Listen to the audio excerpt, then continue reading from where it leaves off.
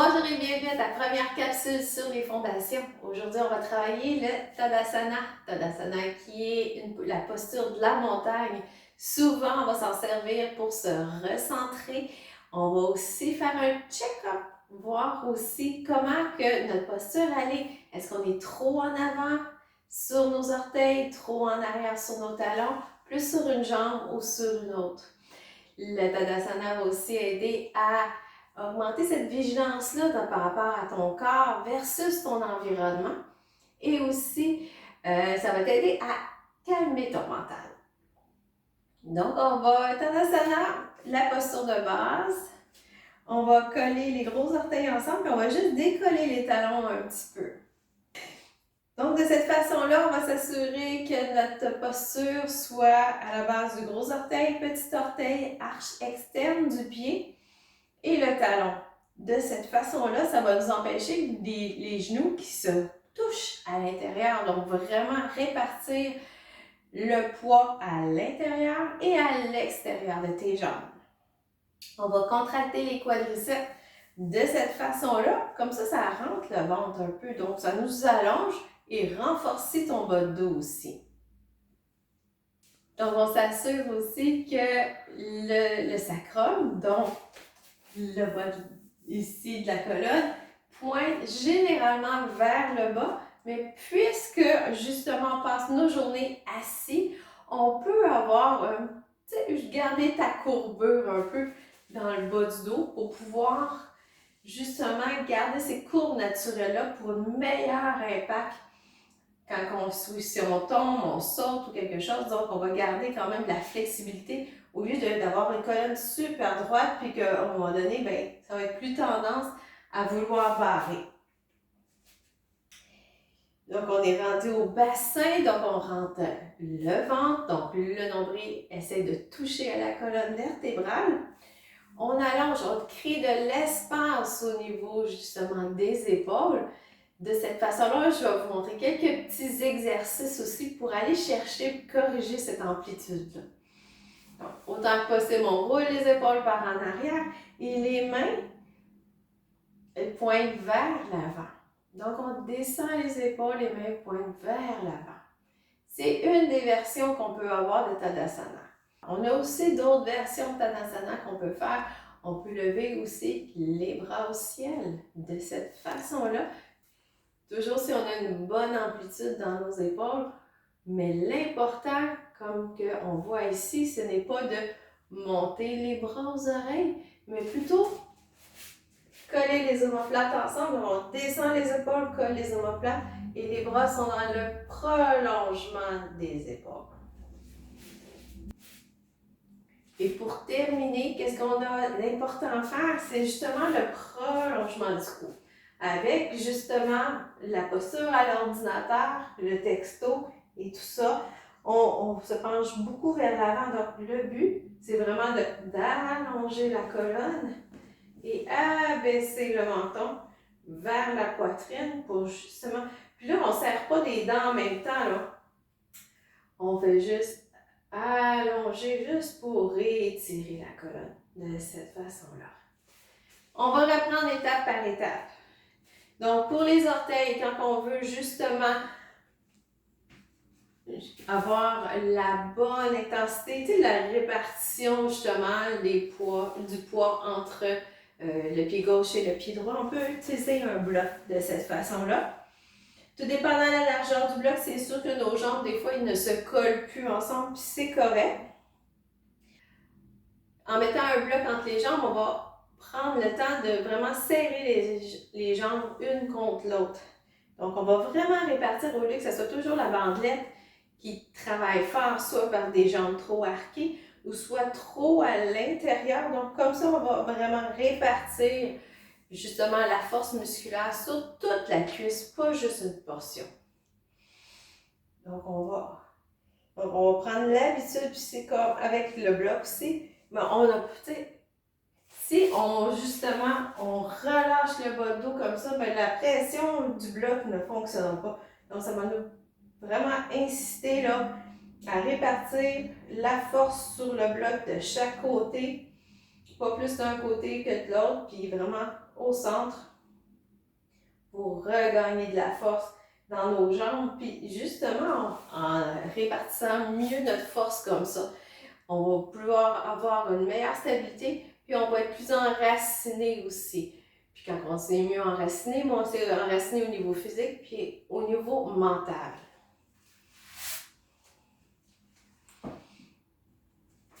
Pour se donner un meilleur espace au niveau des épaules, on a aussi un bel étirement que j'ai découvert. Donc, la meilleure chose pour donner au niveau de l'espace entre nos épaules, donc surtout si on est comme ça à l'ordinateur, on transporte l'épicerie, donc vraiment le devant travaille beaucoup plus que le derrière du dos. On va prendre un coin de mur et c'est vraiment génial que j'ai découvert. On va mettre les bras à 90 degrés. De cette façon-là, on abaisse les épaules et à l'inspire, on prend conscience de notre contact sur nos deux murs et à l'expire, on pousse vers l'avant. Puis on va sentir là, vraiment tout au niveau du sternum, du pectoral, de la poitrine, de s'étirer. Puis on y va doucement. Et de cette façon-là, on ne triche pas parce que justement, on ne pousse pas les épaules par en arrière, mais on ouvre vraiment la poitrine. Et on reste là 30 secondes minimum. Fait qu'on inspire et on expire. Notre poids est quand même sur nos deux pieds. Mais c'est comme si on allait mettre le nez dans le coin du mur. On n'a pas besoin de beaucoup pour étirer.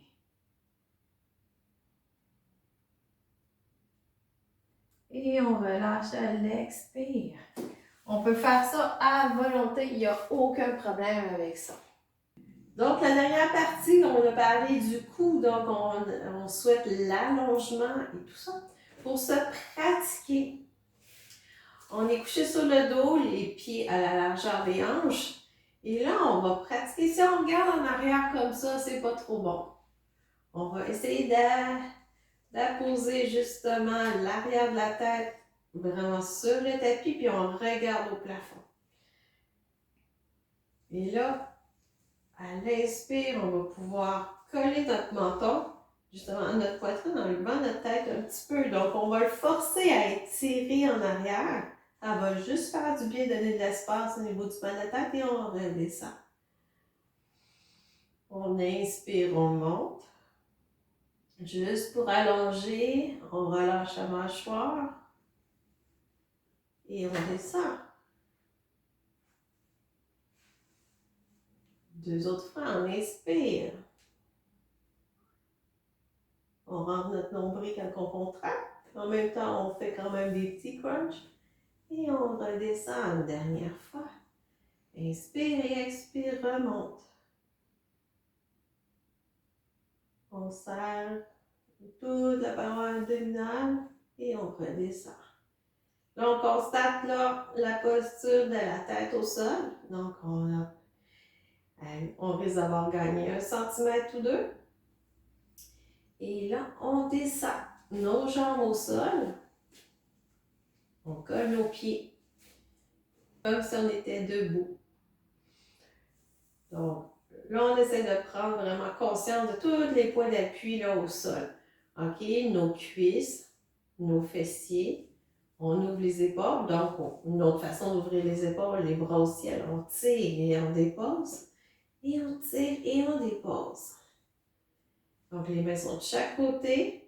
Notre cou n'est pas censé d'avoir changé de place et on regarde. Ça, c'est ce qu'on devrait ressentir quand on est en posture de montagne. Donc, on va passer à une autre étape. On va faire la même chose, garder le même alignement, mais au mur. Donc, on transpose la même chose au mur. Donc, vraiment, on colle nos gros orteils. On décolle le talon. On refait notre fondation, là, la base du petit orteil, gros orteil, arche externe du pied et le talon.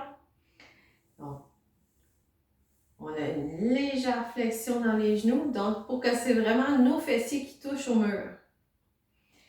On descend notre bassin, notre sacrum vers le bas, juste un peu. Rentre les abdominaux On replace nos épaules, donc on a ouvert la poitrine. On colle vraiment les omoplates au mur. Les bras de chaque côté et allonge la tête en descendant ton menton. Et c'est ça, sans appui, que tu devras avoir sur ton tapis. Prends vraiment le temps de ressentir ta posture, comment qu'elle est, faire une photo du moment présent, parce qu'après, on s'en va la faire sur le tapis. Et tu vas noter une différence au fur et à mesure que tu vas retravailler tous les éléments de cette capsule. Alors, tranquillement, on se décolle et on avance un peu. Et on reproduit notre posture de la montagne.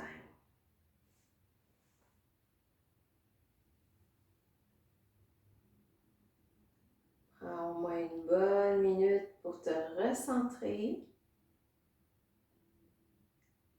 Voir les petites différences avec le avant et l'après. Alors, c'est ça qui était pour le Tadasana. Donc, on a revisité les principes de fondation de la posture de la montagne. Avec les autres exercices cette semaine, on va aller travailler tranquillement, justement, renforcer cette posture-là, qui est vraiment la posture la plus commune au sein des routines de yoga. Alors, bonne journée et namasté!